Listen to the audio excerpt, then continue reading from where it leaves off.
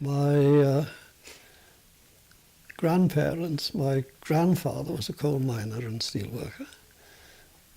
My father died when I was very young. My mother went into civil service and became manager of a labour exchange, which was remarkable. I didn't realise at the time that it was quite remarkable for a woman to become a manager of a labour exchange in the 40s, and moved around. So I was brought up by my grandparents, who were well-speaking, so I grew up in a well-speaking household.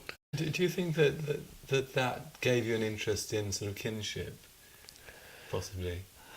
I don't know about an interest. It certainly, I mean, I took for granted that people had kindred and that you could identify them. I remember that on one occasion, 2 people turned up from Resolven, which is north of Swansea. And Resolven was a remote place, right? And when they turned up, they were explained to me as being second cousins of my mother, I think. And the links were established in great detail. I was told how they were connected.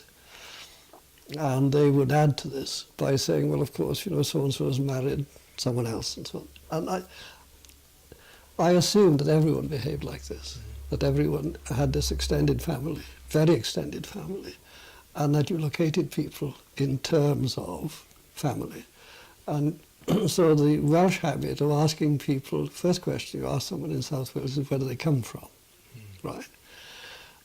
And having asked them where they come from, you then try to establish, you say, I've got an uncle who lives in Resolven, or something like this. You then try to locate them in terms of your own kinship system in Resolven.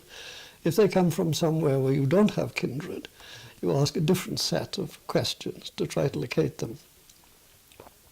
And I mean, this is how it was. I had a map in my head of the families scattered, the Griffithses and the Williamses scattered all over South Wales. And if you went to any of these places, you'd be expected to call in. Not to write in advance, but simply to call in and say, you know, I'm passing through, or whatever.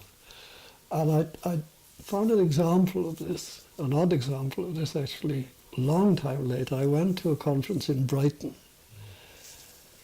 on the NHS.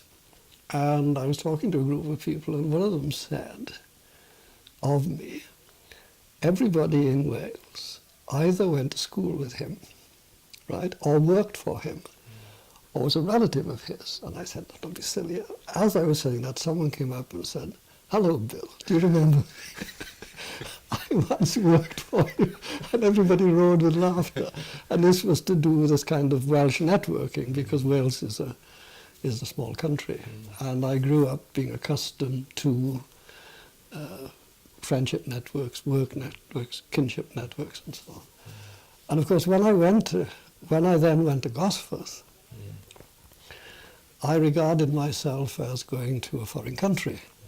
And when I got off the bus in Gosforth, there was absolutely, I don't think I put this in the book, I'm sure I didn't, absolutely beautiful example of this, which made me convinced I'd come to the right place, because I got off the bus and there was a woman coming down the road on a white horse. And she stopped outside the shop, Barnes's shop. And Mr. Barnes came out and said, and actually touched his foreleg, I said, good morning, Miss Keane. And she said, good morning, Barnes. Right. I thought, you wouldn't do that in Norfolk. And she then gave him her order, and he wrote it down and said, yes, I'll bring it up this afternoon, Miss Keane, and off she went. And I discovered that Miss Keane was actually the rector's daughter, right? And the rector's daughter clearly belonged to a different social class from Mr. Barnes. And I thought, here is the English class system in action.